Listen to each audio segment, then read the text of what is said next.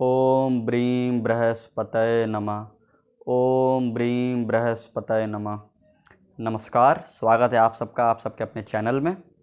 आज के इस वीडियो लेक्चर में हम देखेंगे देवगुरु बृहस्पति का 12 लग्नों के लग्न भाव यानी कि प्रथम भाव में क्या फलाफल है। जैसा कि मैंने पूर्व में भी बताया, आज फिर मैं बताना चाहूँगा। सिर्फ एक ग्रह को देख के आप संपूर्ण कुंडली का विश्लेषण या फलाफल नहीं कर सकते, बाकी ग्रहों को, ग्रह स्थितियाँ, नक्षत्र भी देखना होता है। यह एक बेहद सामान्य फलाफल है। अगर आपका कुंडली में देवगुरु बृहस्पति पीड़ित या पाप प्रभाव में नहीं है तो यह फलाफल निश्चित ही आपकी कुंडली पर घटित होगा। आइए देखते हैं आज के इस वीडियो को। किम कुर्वन्ति ग्रह सर्वे यश केंद्रे बृहस्पति, अर्थात क्या करेंगे बाकी के ग्रह जब केंद्र में बृहस्पति हो। ज्योतिष शास्त्र कहता है केंद्र में, जैसे आपके सामने इस समय विजिबल हो रहा है, पहला, चौथा, सातवां और 10वां घर, 1, 4, 7, 10 ये केंद्र के घर होते हैं। शास्त्र कहता है अगर केंद्र में देवगुरु बृहस्पति बैठे हैं तो ऐसे व्यक्ति का जीवन अच्छा, श्रेष्ठ व सहज होता है। इसमें भी विशेषकर 10वें भाव में और लग्न में देवगुरु बृहस्पति बहुत अच्छा फल देते हैं। ज्योतिष शास्त्र कहता है, एक उदाहरण से समझिए, जिस प्रकार घने घनघोर अंधेरी रात में जंगल में अगर एक छोटी सी रोशनी मिल जाए तो व्यक्ति को बड़ी राहत रहती है, उसी प्रकार ज्योतिष शास्त्र में सर्वाधिक शुभ ग्रह, वह एक ऐसा ग्रह जो आपके जीवन में संपूर्ण खुशियां दे सकता है, वो है बृहस्पति।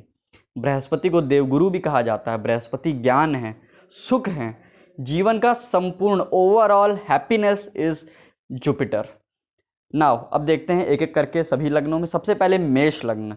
मंगल इस लग्न के स्वामी होते हैं। अब जब लग्न में देवगुरु बृहस्पति बैठेंगे तो यहाँ इनसे इनकी पंचम दृष्टि पंचम भाव पे, सप्तम दृष्टि सप्तम भाव पे और नवम दृष्टि भाग्य भाव पे, यानी कि ज्ञान, साक्षात ज्ञान के कारक होके जब बुद्धि भाव को, ज्ञान भाव को देखेंगे तो व्यक्ति ज्ञानवान होगा, बुद्धिमान होगा, विद्वान होगा। सप्तम भाव पे दृष्टि होगी। यदि देवगुरु पे किसी पापक ग्रह की दृष्टि ना हुई या पाप प्रभाव में ना हुए तो दाम्पत्य जीवन भी अच्छा, सुखद व सुंदर बीवी व्यक्ति की होती है, सुंदर पति होता है। इसी प्रकार भाग्य भाव पे देवगुरु की दृष्टि यानी अपनी ही राशि को देखेंगे, व्यक्ति अति उत्तम, अति भाग्यशाली होगा। अब बात करते हैं वृषभ लग्न की। वैसे तो हम सब जानते हैं कि देवगुरु बृहस्पति और दैत्य गुरु शुक्र परस्पर मित्र नहीं हैं।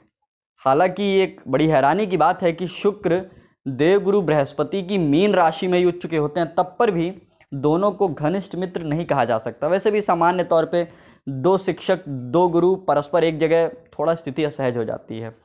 यहाँ पे अगर देखें तो देवगुरु बृहस्पति की दो राशियाँ, एक अष्टम भाव में आती है, एक एकादश भाव में आती है। लग्न में बैठे गुरु की पंचम दृष्टि ज्ञान भाव पे। स्वामी भले बुद्ध बनते हो, लेकिन क्योंकि गुरु ज्ञान का नैसर्गिक कारक है, गुरु मतलब परिमार्जित ज्ञान, अब परिमार्जित ज्ञान के कारक होके पंचम भाव पे दृष्टि आएगी और अष्टम भाव पे दृष्टि आएगी और नवम भाव पे दृष्टि आएगी तो व्यक्ति भाग्यशाली भी होगा, सुंदर पत्नी वाला होगा और भाग्यवान होगा। अब मिथुन लग्न की बात करते हैं। देखिए, मिथुन लग्न में थोड़ा सा यहाँ फलाफल में परिवर्तन होगा। क्यों? यहाँ पे अगर हम देखें तो देवगुरु बृहस्पति की राशि सप्तम भाव में व कर्म भाव में होगी। सप्तम भाव में यद्यपि, अब शास्त्र कहता है यो यो भावा दृष्टा स्वामी यो तो भव, कोई भी ग्रह अगर अपनी ही राशि को देखता है तो अपनी दूसरी राशि को भी बल प्रदान कर देता है। अब यहाँ लग्न में बैठे देवगुरु की पंचम दृष्टि जो पड़ेगी वो ज्ञान भाव पे, संतान भाव पे, यहाँ पे तुला राशि है। तो यदि शुक्र पीड़ित ना हुए, गुरु का प्रभाव अच्छा हुआ और बुध की स्थिति अच्छी हुई तो ज्ञान, संतान का उत्तम लाभ व्यक्ति को मिलता है। कर्क लग्न।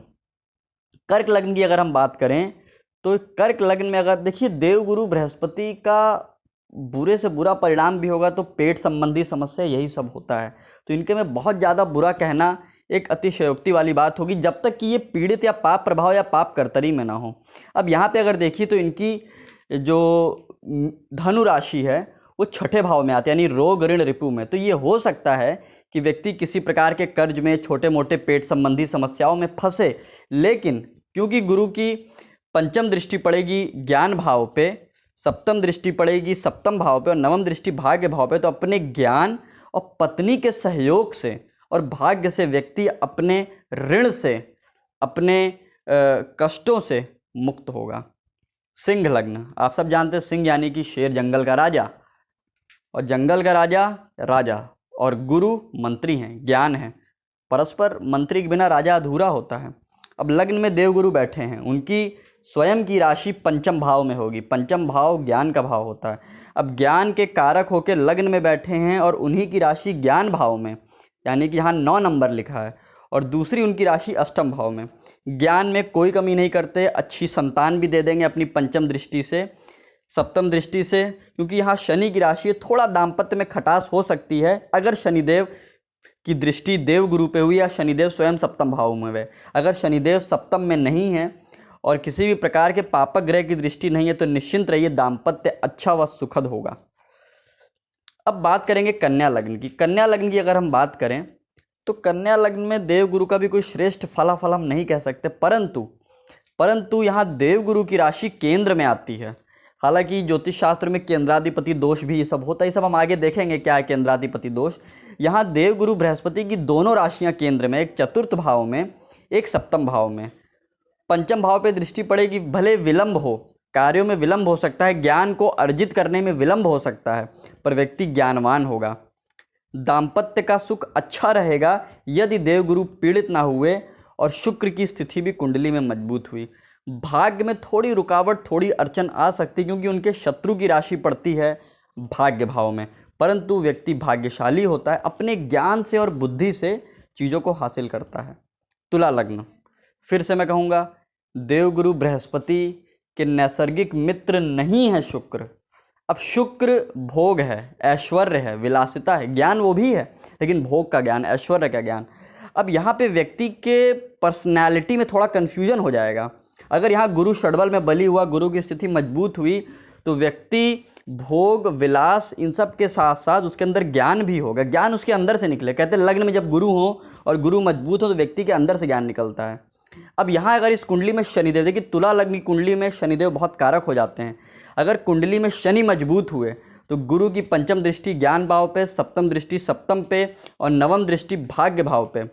भाग्य थोड़ा कमज़ोर हो सकता है, लेकिन संतान, दाम्पत्य और वैवाहिक जीवन, इससे निश्चिंत रहिए, कोई समस्या नहीं।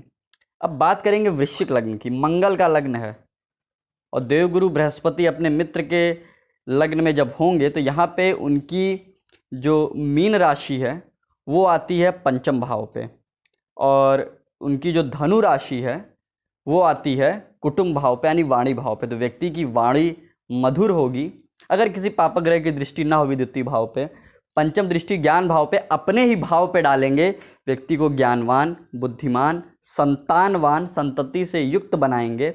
हाँ, दाम्पत्य थोड़ा कम ज़्यादा हो सकता है, दाम्पत्य में थोड़ी खटास, थोड़ी अनबन ये हो सकेगी, लेकिन पत्नी बुद्धिमान होगी, पत्नी भी ज्ञानी होगी। भाग्य भाव में दृष्टि कर्क राशि है, अति उत्तम, व्यक्ति भाग्यशाली होगा। अब बात करेंगे स्वयं देवगुरु बृहस्पति के अपने ही लग्न की। अब यहाँ पे गौर करने वाली बात ये हो जाती है, स्वयं देवगुरु बृहस्पति केंद्र में हैं, उनकी दोनों राशियाँ केंद्र में हैं। अब यहाँ पे केंद्राधिपति दोष, ये सब बात की बातें हैं, लेकिन समझते हैं कुंडली को। अब यहाँ पे चंद्र राशि देखना बहुत महत्वपूर्ण हो जाता है कि चंद्र राशि के अगर मान लीजिए चंद्रमा भी साथ में बैठ गए लग्न में ही तो गजकेसरी योग बन गया। अब यहाँ से पंचम दृष्टि ज्ञान भाव पे पड़ेगी। ये हो सकता है कि जातक थोड़ा टेक्निकल माइंडेड हो, लेकिन अपनी बुद्धि से, अपने ज्ञान से चीज़ों को अर्जित करेगा। यह हो सकता है कि वह इंजीनियरिंग, भूमि संबंधित, आर्किटेक्चर, इन क्षेत्रों में जाए। दाम्पत्य भी अच्छा रहता है सामान्य तौर पे। और भाग्य का जैसे बताया कि भाग्य के तो काल पुरुष की कुंडली में तो नवी राशि के स्वामी ही होते हैं। अगर देवगुरु बली हैं, भले भाग्यपति कोई हो, लग्न में देवगुरु हैं तो मतलब आप भाग्यशाली हैं। मकर लग्न, शनिदेव का लग्न, शनि कर्म हैं, गुरु भाग्य हैं। अब यहाँ पे अगर शनि और गुरु की युति हो जाए या कहीं से षड्बल में गुरु और शनि दोनों बली हो जाएं तो व्यक्ति भाग्य के साथ साथ कर्म भी करने वाला हो जाता है। अब यहाँ पे थोड़ा समस्या की बात ये हो जाती है कि देवगुरु बृहस्पति व्यय भाव को स्वामी होते हैं, यानी 12वें भाव के स्वामी होकर लग्न में बैठेंगे, थोड़ी समस्या पैदा कर सकते हैं व्यक्तित्व में। व्यक्ति का मन, उसका व्यक्तित्व हमेशा विदेश, बाहरी चीज़ों में ही लगा रहेगा। कोर्ट कचहरी के मामले हो सकते हैं, लेकिन अगर कुंडली में मंगल और बुध की स्थिति मजबूत हुई तो आप अपने बुद्धि से, अपने भाग्य से सभी प्रकार के झंझटों से निकल जाते हैं। क्योंकि देखिए 12वें 6, 8, 12 के स्वामी जहाँ भी बैठेंगे थोड़ी तकलीफ तो करते हैं, भले वो चाहे गुरु हो, शुक्र हो।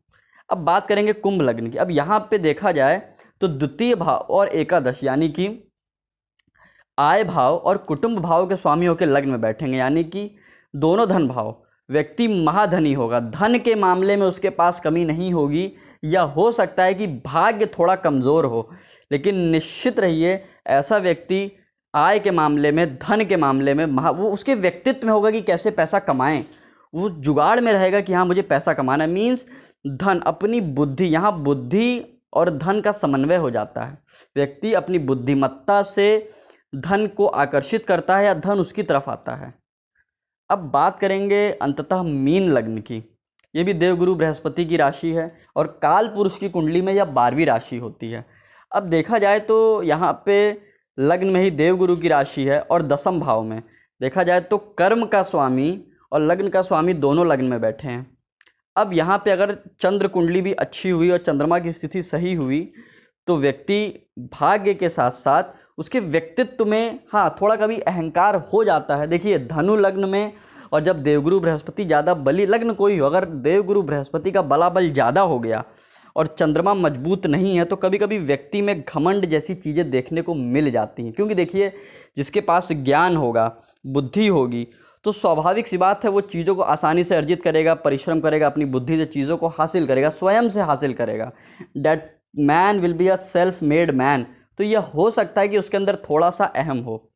अब वृषभ लग्न, तुला लग्न, कन्या लग्न, मिथुन लग्न, इन 4 लग्नों में थोड़ा सा स्थिति हो सकती है कि सामान्य से थोड़ा नीचे रहे, लेकिन तब पर भी देवगुरु अपना अच्छा फल देते हैं। मिलते हैं अगले लेक्चर में। धन्यवाद, नमस्कार।